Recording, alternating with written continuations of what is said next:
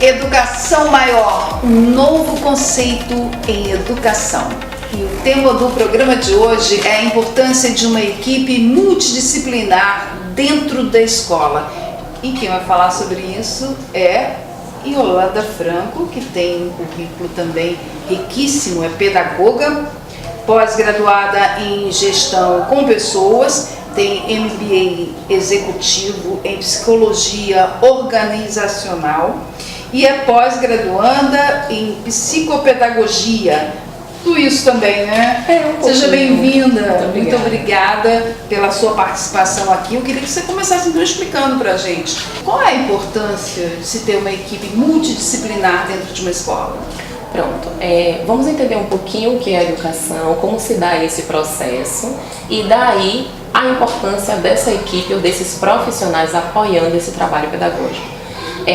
A gente tem que entender o ser como um todo, né? O ser é complexo. Primeiro, a ciência diz que nós somos formados de cabeça, corpo e membros.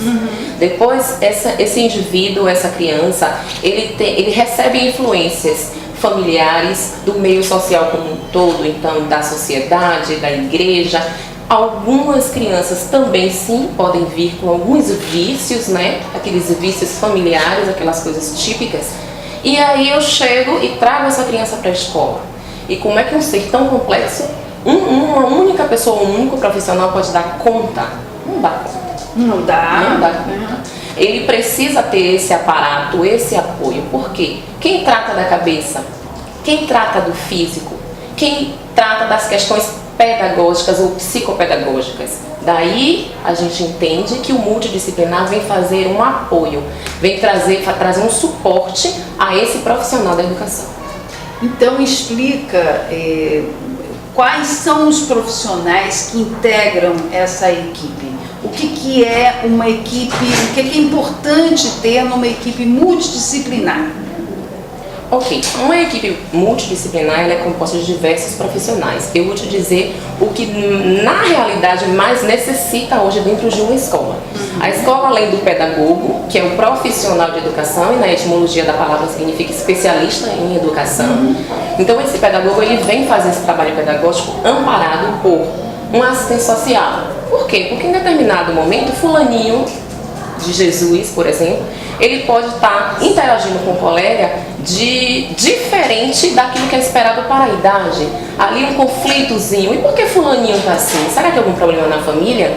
Quem vai fazer essa avaliação e prognóstico? Assistente social. Conversando com os pais, entendendo como é ele na sociedade, como é ele no meio em que ele vive. Logo em seguida, fulaninho, ele não consegue administrar bem as relações com o colega.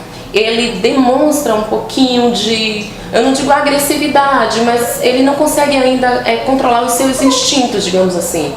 Quem vai fazer esse prognóstico, quem vai fazer essa avaliação? Um psicólogo. Mas a atividade de fulaninho não está rendendo como deveria. Quem vai fazer essa avaliação? Um psicopedagogo amparado juntamente com o pedagogo. Eles é que vão fazer esse prognóstico, eles que vão fazer essa avaliação. Daí, então, a gente vai começar a traçar um planejamento diferenciado. Mas fulaninho, ele está muito bem em todas as outras partes, porém, fisicamente, na parte física, está comprometido. Vem quem? Uma psicomotricista apoiada pelo fisioterapeuta para fazer essa avaliação e dar esse direcionamento. Então, esses especialistas são os primordiais hoje dentro de uma escola. Aliado a isso, o trabalho pedagógico, que é fundamental na área de educação. Tá.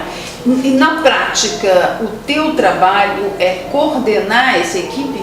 Na prática, eu faço o acompanhamento dessa criança pedagógica, eu faço o acompanhamento e coordeno as ações do professor e coordeno a equipe multidisciplinar dentro da escola. Então, esse professor ele faz um registro de observação, passa para mim enquanto coordenação pedagógica e eu aciono aquele profissional que se enquadra naquela determinada situação. Muitas das vezes eu vou assistir essa criança em sala, em loco. Eu faço acompanhamento também dessa criança em sala. Vejo o posicionamento do professor, que muitas das vezes pode ser a metodologia que o professor está utilizando que não está se adequando à turma. Então isso também é visto e avaliado pelo coordenador. No seu dia a dia, Yolanda, que tipo de problema mais comum chega até você? Dentro de uma escola, de um modo geral, os mais comuns, os mais corriqueiros, é a relação interpessoal, é a relação social da criança com o mundo. Quer dizer, o mundo evolui, né? Mas a gente ainda, na verdade, o ser humano ainda não aprendeu a lidar com o outro. Exatamente. Né? Continua sendo o nosso grande problema. Exatamente. Por quê? Porque Mas que tipo de... Desculpe interrompê-la. Sim. Que tipo de problema ocorre e que é preciso chegar até você, por exemplo? O primordial, que não deveria acontecer tão corriqueiro, porque hoje nós estamos evoluídos, né, socialmente, principalmente, é a questão dos comandos, né? A criança, isso a gente vê muito na educação infantil, que ela é educação infantil de 0 a 6 anos. Na realidade, a educação infantil é de 0 a 5 anos, porque a criança de 6 anos hoje foi puxada para o Fundamental 1. Mas se você for olhar de um modo geral, essa criança de 6 anos, ela está ali intermediária. Entre o infantil, porque ela está saindo, mas ela está chegando no Fundamental 1, então é intermédio. E aí o que mais a gente vê é a questão dos comandos. O professor, ele trabalha combinados com essas crianças, mas as crianças não executam. Isso por quê? Porque eles vêm de uma vida diferente, eles recebem orientações muitas das vezes diferentes, eles assistem certos programas inapropriados para a idade, eles convivem com outras crianças que não é do meio dele, que não recebem aquela educação de qualidade que muitas das vezes os pais podem pagar e pagam.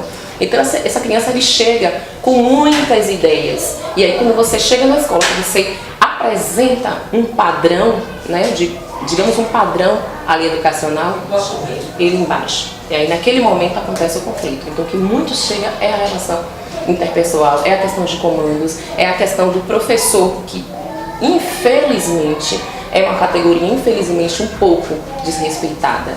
E, pasme, desrespeitada pelos adultos. Eu vou te interromper um pouco, porque você está fazendo uma observação que é extremamente importante, que é a falta de respeito com que os professores, de fato, são tratados, isso de uma maneira geral, né? E que é um tema que a gente vai voltar nele um outro dia, a gente vai aprofundar isso. Agora, eu queria que você destacasse, que você explicasse um pouco melhor para a gente essa questão das crianças. Você disse que há uma falta de comando. Você está querendo dizer, então, as crianças não estão sabendo obedecer? O que eu estou dizendo, explicando na realidade, né, é a questão de atender os comandos. Porque, como eu falei anteriormente, as crianças elas vêm embutida de várias ideias, de várias, vamos dizer, sugestões, né?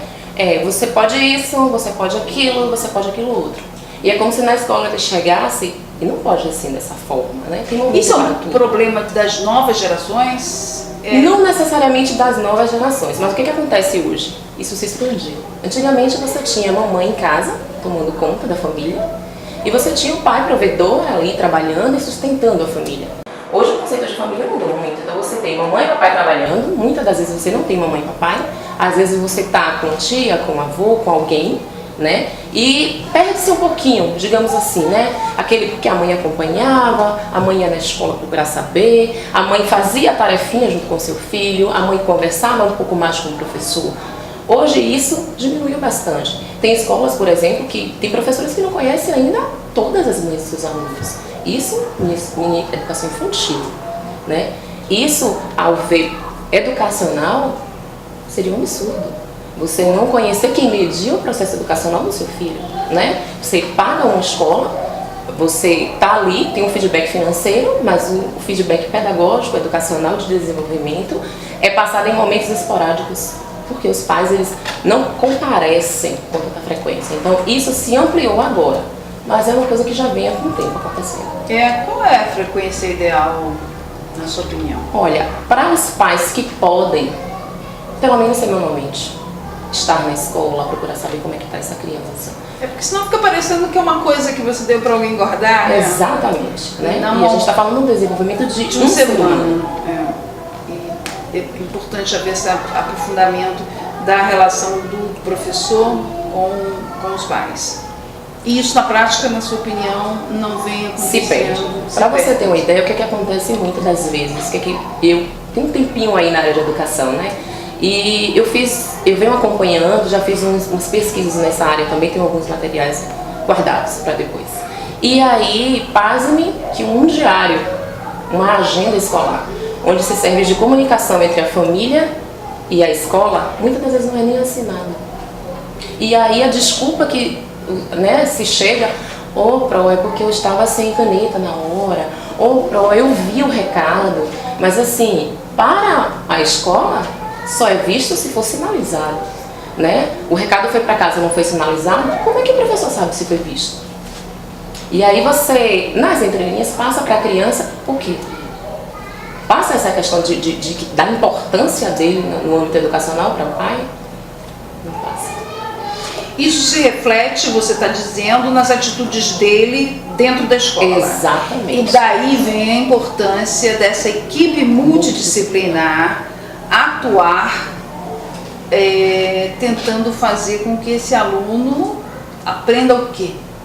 Na realidade, a equipe multidisciplinar ele atua quando esse aluno de fato não está aprendendo, né?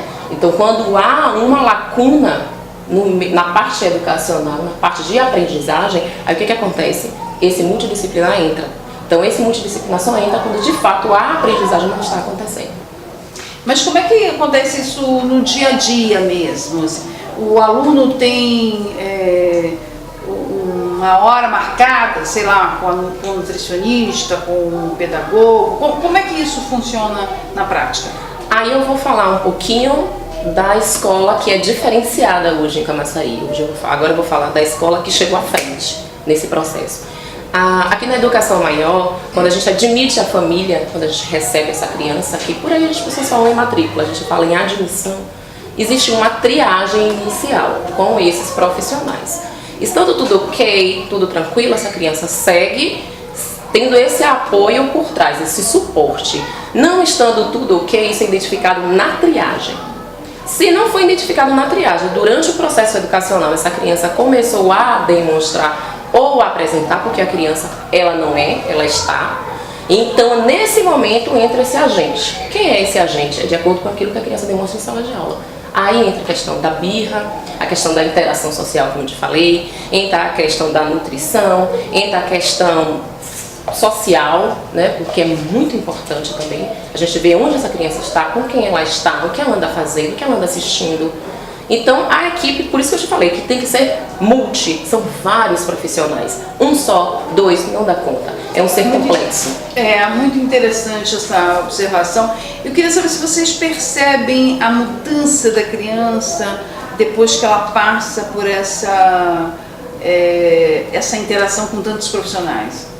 É imediatamente, é visível. A criança que de fato tem um acompanhamento, porque também eu tenho que ser sincera com você, né? A família tem que chegar junto. Muitas das vezes o profissional, porque na educação maior nós somos prevenção e não somos tratamento, então se a gente identifica essa criança, se o profissional daquela área identifica algo de diferente que aquela criança apresenta, a família é chamada, é contactada. E essa família, ela tem que dar a contrapartida dela, que é levando no profissional dela, de confiança, né, monitorado pelo nosso. Então, mas se a família falha em algum sentido, o desenvolvimento não vai, trava.